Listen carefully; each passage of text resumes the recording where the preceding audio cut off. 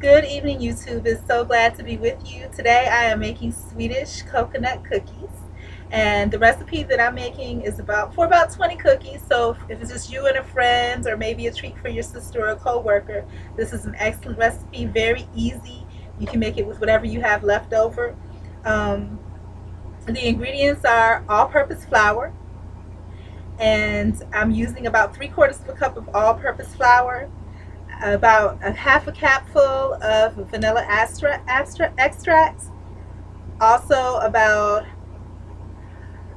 half a cup of sugar, a pinch of baking soda. The recipe called for a teaspoon, but I'm making about a quarter of the recipe, so I just took literally a little pinch.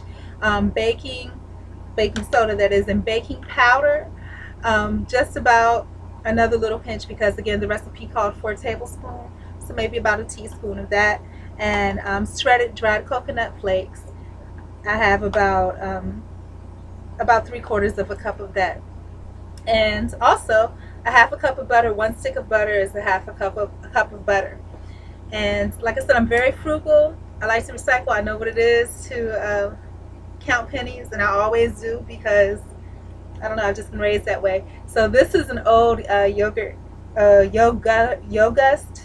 container, and I cut it in half so I could use it as a bowl. The ingredients that I used were originally for about half of what it was, but I only needed a quarter because I only had one stick of butter left.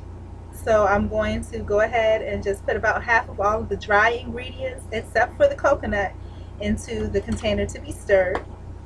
So I'm taking a half of my flour and vanilla extract,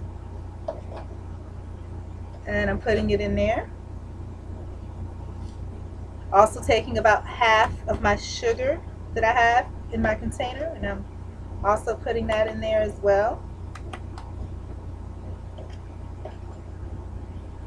And the butter really should be at room temperature so that it's easy to kind of blend in with the rest of the ingredients.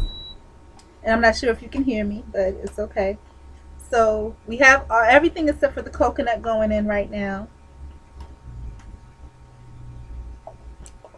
And with the butter, mine is still very hard because it was in the top of the freezer because I didn't know when I was going to use it again. So I may have to put this in a microwave or a toaster oven for a little bit, just to kind of get it melted down enough so that I can blend it easily with the other ingredients, and we'll be ready to go.